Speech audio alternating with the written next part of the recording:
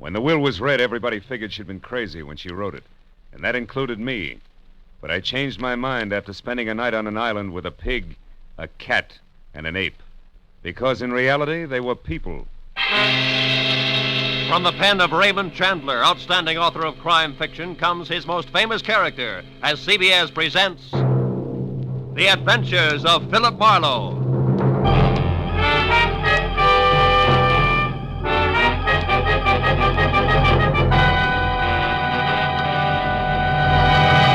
And now, with Gerald Moore starred as Philip Marlowe, we bring you tonight's unusual story, Where There's a Will. I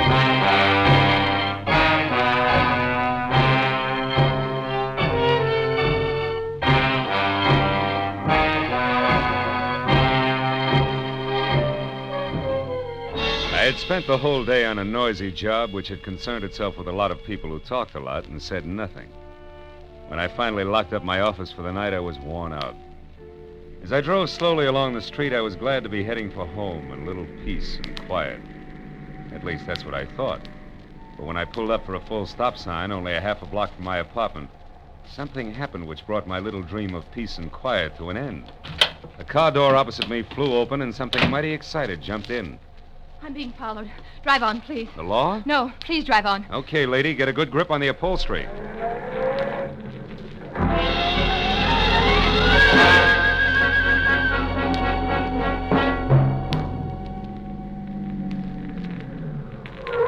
There, that ought to do it. Now, what's the... Say, you look a little pale and beautiful. I'm always pale when my heart's in my mouth. Well, then why don't you swallow once, take a deep breath, and tell me who was after you? There isn't much to tell. He was a nasty little man, that's all I know. So thanks for making like Barney Oldfield, and good night. Hey, not so fast. It's impolite to hitch and run. Look, mister, right now I'm up to my earrings in trouble, and that leaves very little time for small talk with strangers. Even nice ones. Well, in that case, the name is Philip Marlowe, which takes care of the stranger part, and I'm a private detective, which makes trouble my business. Where do we go from there? No place. $300,000 worth of hidden bonds, a screwy old lady, and a sculptor with a red beard are too much for any one-man police force, Mr. Marlowe. So again, good night. Before I could say anything, she was out and gone.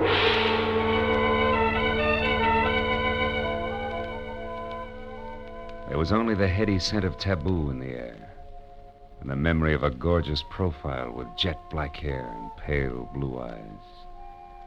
I sighed like a schoolboy and decided to put her under the heading of things that pass in the night. But I couldn't. Why, out of all the cars in Los Angeles, should she have picked on mine? Well, the next morning, as I was walking down the corridor to my office door, I was still seeing pale blue eyes. Maybe that's why I didn't notice the man who waited outside my door until I was almost on top of him. He was well-dressed and about 35. He looked like a man who had forgotten how to smile. Marlowe. Right. I want to compliment you on your behavior last night, Mr. Marlowe. Barbara told me about it. Oh? Come on in, Mr. Shields. Edward Shields. Would you be interested in aiding 3 people in a search for more than $250,000 in negotiable bonds? 1% of which will be yours if the bonds are found? Being a fairly fast man with figures, yes, I would. Splendid. I'd like a few details. Well, Mr. Marlowe, my aunt, Bernice Mayhew Shaw, died, leaving her entire fortune to charity, with the exception of the bonds I mentioned. Those are to be divided equally among 3 of us, the sole heirs, if we find them within 24 hours. That sounds like something you dream about after a midnight snack of pizza and pig's knuckles. Perhaps, but you didn't know my aunt. Beside myself, the beneficiaries are Barbara Haynes, the girl you met last night. She was Aunt Bernice's personal secretary. And another nephew, Harlan Crane, who, at the moment, happens to be a sculptor. Happens to be? 6 months ago, he was a sailor. Before that, a writer, without even a rejection slip to his name. My cousin is irresponsible, impetuous, and completely self-indulgent. The will itself, Mr. Shields, what are the exact conditions? At precisely noon today, the 3 of us are to meet with Luther Willard, my beloved aunt's lawyer, who will give us each a large sheet of tissue paper covered with specific markings. Individually, the sheets mean absolutely nothing. But combined, one over the other, the transparent sheets form a coherent map to the location of the bonds. But why all the intrigue? My dear departed aunt had a peculiar sense of humor. In addition to this, she was never particularly fond of any of us. She was sure that our individual shortcomings would make cooperation among us impossible, even for so short a period as 24 hours. And the fact that a man followed Miss Haynes last night convinced you that there was something to that, huh? Convince me? No, he may have been nothing but a purse-snatcher.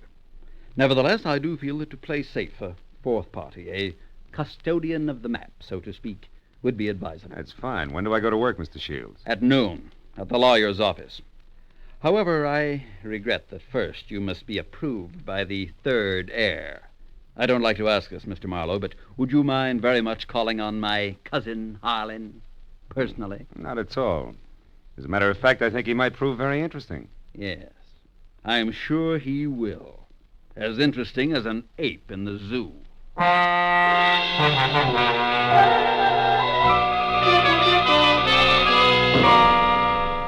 I felt like saying, look, Shields, I'm not as gullible as I look. But then I thought a client's a client, and I decided to play along. Howland Crane, 6 foot, red-bearded giant, talked as he worked, wielding a 10-pound sculptor's mallet like it was an 18th century quill. I'll be frank with you, Marlowe. Money isn't everything to me and never has been. However, $100,000 will buy a lot of marble. Half the state of Vermont, I'd say. But coming to the point, Mr. Crane, do I get your seal of approval? Oh, I imagine you'll be all right. Anyone who can get by Shields, the all-American Scrooge, ought to do. Thanks, a million. I'm not being personal where you're concerned. It's just a matter of facing a fact bluntly. Edward Shields is conniving, avaricious, and dull. I heartily recommend him to nobody. And the girl, Barbara, you feel the same way about her? No, I don't. And the truth of the matter, Marlowe, is that I know very little about Barbara Haynes. But what I do know, I like very much. Yeah, that I can understand. Marlowe, do you realize that once you have the whole map in your possession, you're worth an awful lot of money? Of course I do. The whole map, I have a market value of exactly $300,000. That's right, fellow. $300,000, dead or alive.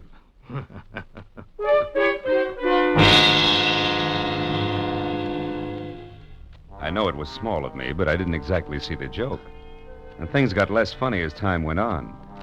Later, as me and my trio got off the elevator at the lawyer's office, old Luther Willard, Aunt Bernice's attorney, was waiting for us, so excited he could hardly talk. I've been held up. What? Yes, a little man. He wanted the map. Little man, dark complexion? Yes. Had a scar on the side of his neck. Are the maps all right? The maps? Oh, yes, they're all right. Now, wait a minute, everybody. Give him a chance. Mr. Willard, tell us exactly what happened. This is Mr. Marlowe. We told you about him, Mr. Willard. Of course, yes. Come into my office. You see, I was putting some papers into my safe when this little man stepped up behind me and demanded the maps. Were they in the safe? No, thank heavens. Make yourselves comfortable. The please. maps, Mr. Willard. Where are they now? Well, right here, where they were all the time. Here under the blotter on my desk. Clever of me, wasn't it? Wax seals, still intact. I'll take all 3 of them right now, Mr. Willard. That is, if there are no objections. All right, then I guess we can be on our way. Hold on, Mr. Marlowe. There are still 2 things you people must know. First, in the event the bonds are not recovered within the 24 hours, I am instructed to open another sealed envelope, which I am happy to report is kept in my bank vault. That envelope contains a complete and simplified map and is to be turned over to a designated charity. And second, if any of you die before the allotted time is up, the bonds are to be divided among the surviving persons. And if none of us survives, Mr. Willard? Why, in that case, the bonds again go to charity. You see, Harlan, your aunt was a very generous woman.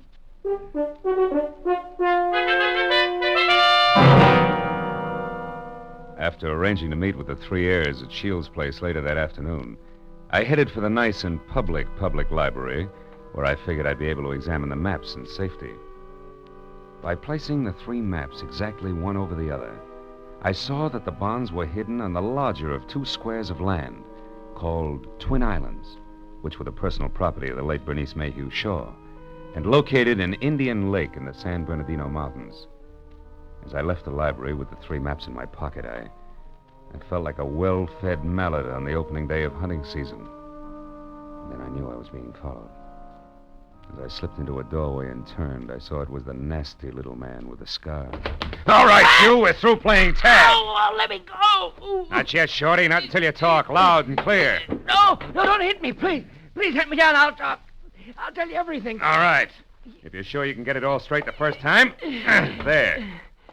Now the whole story, beginning, middle, and end. Yeah, like you say, whole story. Okay. Starts like this. Oh!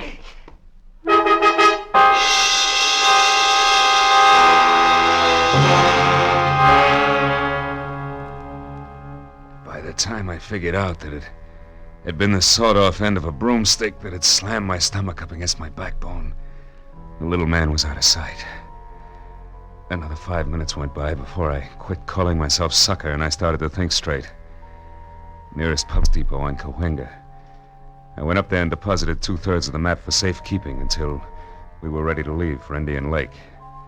And I found a telephone, and a half a dozen calls later I knew that a caretaker named Jumbo was the sole inhabitant of Twin Islands, and my last call was to him. I wanted some kind of a welcoming committee ready for us. When I left the phone booth, it was only 1 o'clock. So I returned to my apartment where I figured I'd rest until 3, when we were all to meet at Shields' place. But that was my second mistake. Because the moment I closed my apartment door, I was positive I wasn't going to get much rest. I had an unannounced visitor. Yeah, you look surprised, Mr. Marlowe. I am. I didn't recognize you at first without your broomstick. Yeah, I traded that in on this .22 target pistol here. It's more expensive, but it's better. Makes me as big as you are. Maybe bigger. Yeah, but how much does it do for your personality? Quite a bit. Gives me poise, and poise gives me manners. So in asking for that map in your pocket, I'll even say please. Come on, Marlowe, I won't say please twice. No, I don't think you would. Here. Thank you. Now, before I go, one more thing. The hall outside here is straight and narrow, right to the stairs, and that makes it fine for shooting.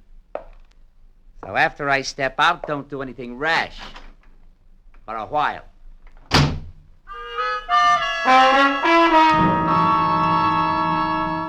So, loving life as I do, I didn't do anything rash for a while.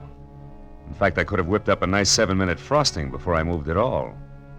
Then I phoned the 3 heirs to get together at my apartment. And when I finally had them all seated in front of me, I related the saga of the little man, including my premonition that one of the 3 present was signing his paychecks. Of course, I got nothing but Cupid-doll innocence out of any of them. So after adding that we'd get underway just as soon as the missing 1/3 of the map was returned to me, I threw my trench coat over my arm and told them I was going for a walk. But before leaving them, I reminded them that whoever was behind the little man could fire him, because I would never have kept all 3 maps in one place anyway, unless all of the heirs were on hand to watch one another. And then I left. I hadn't walked more than a half a block up Franklin when I stopped at the sound of Barbara running after me. Phil, I'm scared. Harlan and Shields are acting like a couple of wild men, calling each other every name under the sun. What'd you expect? Chit-chat about the weather? Now quit acting like a bobby soxer within squealing distance of Sinatra and try a cigarette. It'll calm your... Well, what is it, Phil? Why are you smiling like that? What's wrong? Nothing's wrong, Barbara, nothing. It's just that I found this in the pocket of my trench coat when I went for my cigarettes. It's the map. That's right. The missing 3rd. It's back already.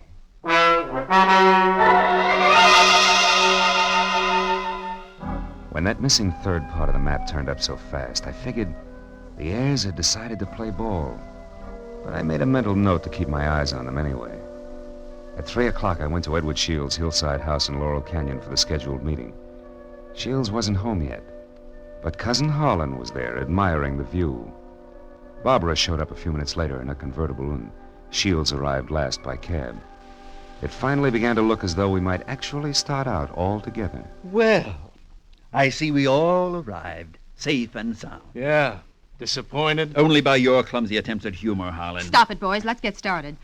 Phil, have you looked at the map? Where are we going? To Indian Lake. It's a 4-hour drive, so if you're all ready, I suggest we get started. Very well. I'll go up to the garage and get the car. So Aunt Bernice hid the bonds in a roost at Twin Islands, eh? Well.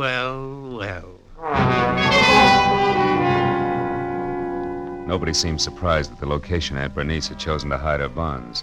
And Harlan, Barbara, and I stood on the front porch watching Shields as he climbed the very steep driveway to his garage in the car. But Barbara got more of my attention than Shields. She made a mighty dreamy picture. And she leaned casually back against the rail of the porch. She wasn't aware that I was watching her. And I suddenly saw her go tense, her eyes filled with fear, and I quickly turned to follow her stare. Shields' car was going at a rapid clip down the steep driveway. I still couldn't figure out Barbara's concern, and then she started screaming. The car's out of control. The car was headed for the edge of a cliff. His brakes are out. He'll go over.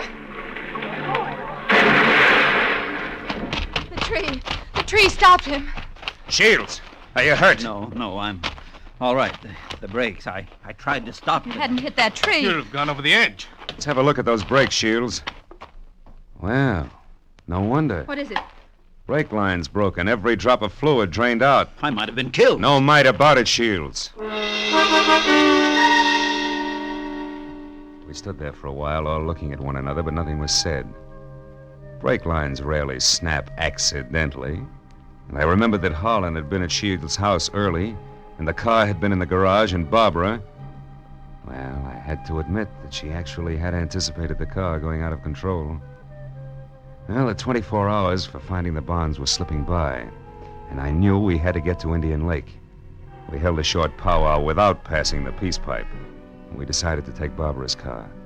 We picked up the rest of the map, which I'd checked at the bus station, and we shoved off. After a 4-hour drive that was about as relaxing as the thought of an overdue time bomb in a day nursery, we finally pulled up to the shores of Indian Lake. Jumbo, the caretaker, was waiting at the dock. He knew how to handle a boat, and a few minutes later we could see Twin Islands. We headed for the smaller of the two, where I could make out a rambling lodge. The other island, a quarter of a mile away, seemed deserted. Shields was the first one ashore. Here, Barbara, let me help you. Run along, boy. I'll help Barbara. Thanks, Harlan. Well, Marlowe, what now? Well, first we go up to the house. Oh, Jumbo, you got everything ready for us? Hey, Jumbo. Huh? Oh, sure, everything's ready, Mr. Marlowe. It's like you said, I opened 4 of the upstairs rooms. Open the rooms? We're not going to sleep out here, are we? We're going to try. But this isn't a vacation. We're here to find the bonds and get out.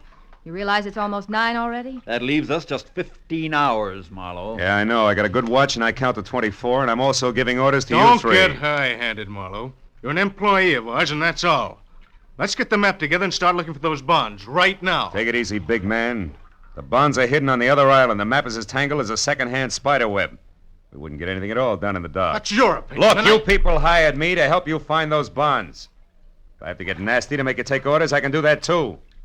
Now, let's play like we're smart and go up to the lodge and relax. All right, Marlowe. But remember, we'd better have those bonds by tomorrow, or someone else will be nasty. Very nasty. And I mean me. What? You too?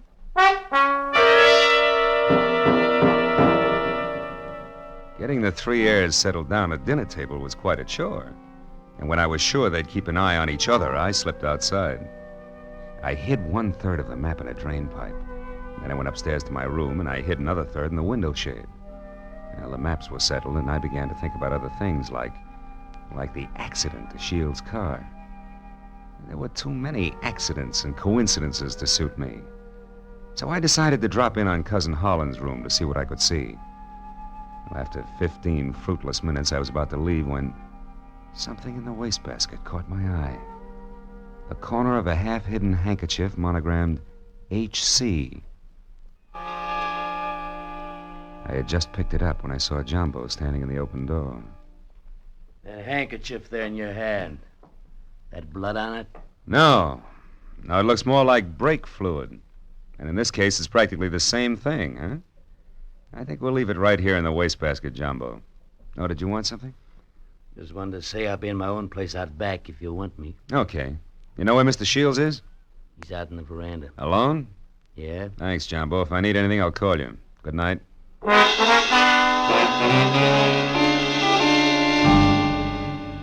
Shields. Oh, it's you, Marlowe. What's wrong? You sound like a man expecting trouble. I was nearly killed in my car this afternoon, and I don't think that was the end of it.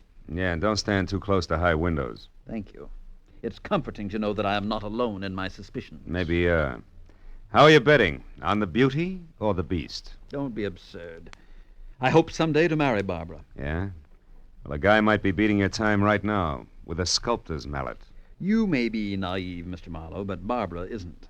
I saw them just a moment ago walking down to the boathouse. Harlan's galloping after her like a half-baked idiot, as usual. But if Miss Haynes prefers me, what can he do about it?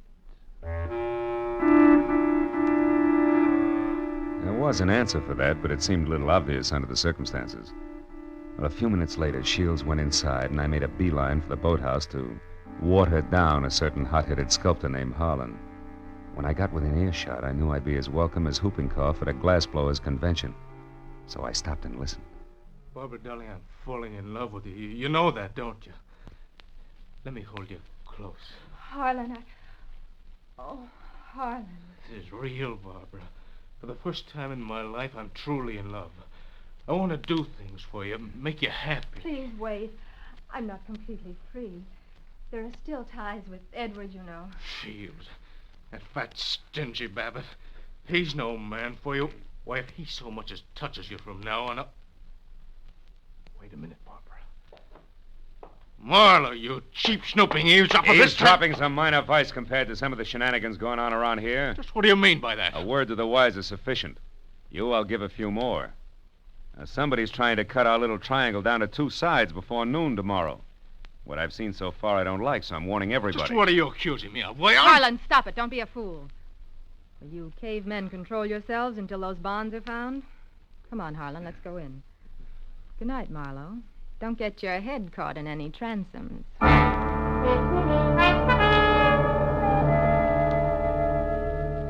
Deciding sleep wouldn't be very healthy for a man in my position, I decided to sit up that night.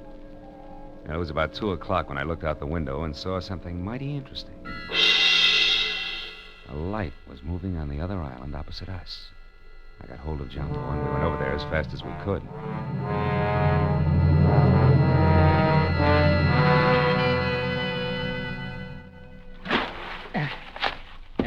There we're beach. That light's dead ahead, Mr. Marlowe. Looks to me like it's up on the picnic shelter. Yeah, I'll see you later, Jumbo.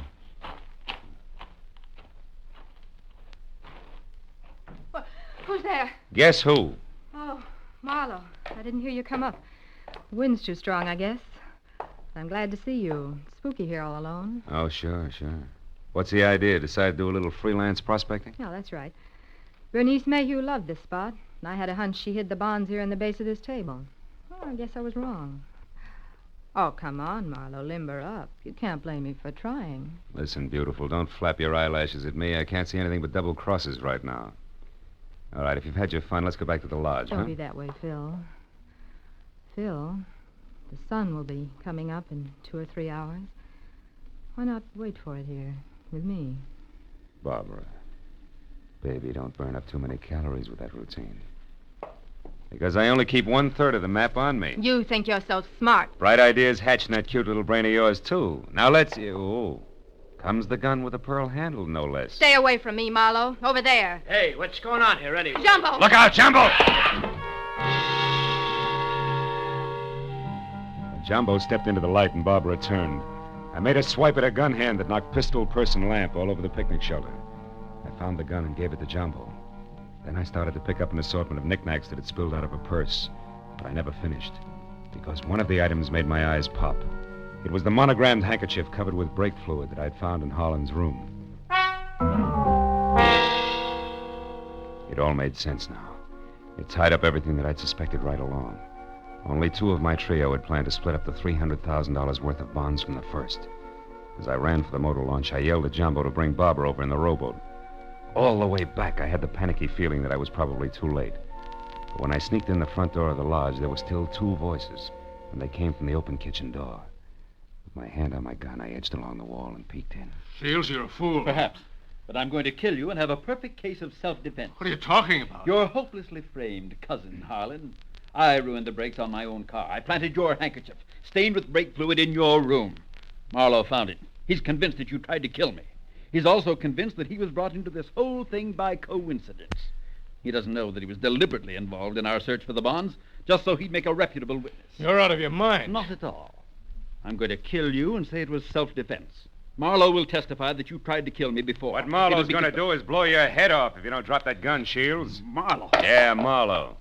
Who knows he wasn't brought into this thing by coincidence, but who stuck around to see the fireworks and who almost saw them just now. Bill, what's happened? Barbara, couldn't you hold Marlowe on the other island? You Shut up, Shields! Barbara's little mistake was that she should have gotten rid of Holland's handkerchief after she took it out of his room so he wouldn't see it. Barbara, I don't understand. You planned all this with Shields against me? Well, I did in the beginning, Harlan, but I changed my mind when I fell in love with you. I let Marlowe find the handkerchief in my purse. I wanted him to stop Edward. Oh, darling, don't you see... Come on, Miss Bankhead. Cut the dramatics. The show's over. Let's have it straight, huh? All right. We might as well if we're going to find those bonds before it's too late. Edward and I did plan it. We even hired the little man who tried to get the maps from you. And when that didn't work, you planned to get rid of Holland and split the $300,000. So we failed. So what? We're right back where we started. 100,000 apiece. Now let's go find those bonds. Not so fast, beautiful. What happened to Holland just now was a little more serious than a hotfoot. It was attempted murder. He can slap you two in the jug this minute if he wants to. But I'll leave it up to him. Okay, Holland, what do you say? It's your move. No. I've got a better idea. Marlowe, 1/3 of that map is mine. Give it to me. Okay. There it is. Harlan, what are you going to do? Harlan, no. Don't burn it. There. Now we all lose. Now none of us will get the bonds. That's probably how Aunt Bernice wanted it anyway.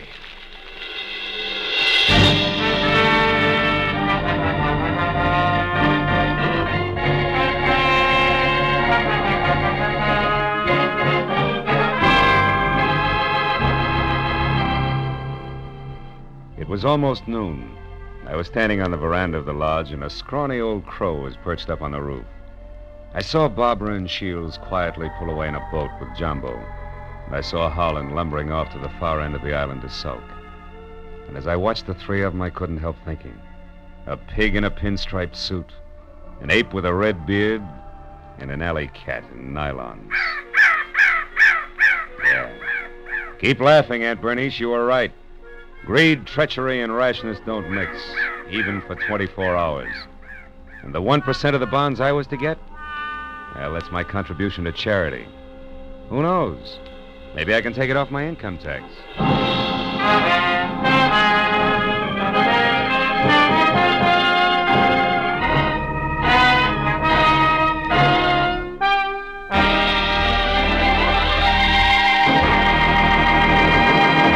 The Adventures of Philip Marlowe, created by Raymond Chandler, stars Gerald Moore and is produced and directed by Norman MacDonald.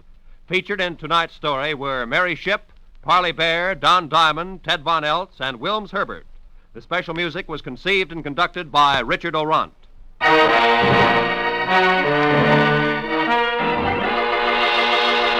Be sure to be with us again next week when Philip Marlowe says... When I got the crisp $50 bill in advance, I figured my client had a heart of gold. But after I was beat up, double-crossed, and shot at, I realized just how hard a heart of gold could be.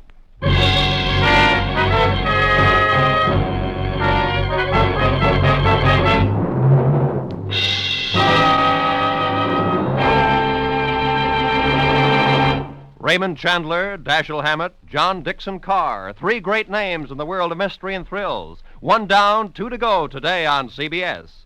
Now that you've heard Raymond Chandler's Philip Marlowe in action, CBS invites you to hear Dashiell Hammett's Sam Spade in action tonight, followed by John Dixon Carr's personally written radio series, Cabin B-13. Chandler, Hammett, Carr, today and every Sunday, over most of these CBS stations. It's a mystery if you miss 'em.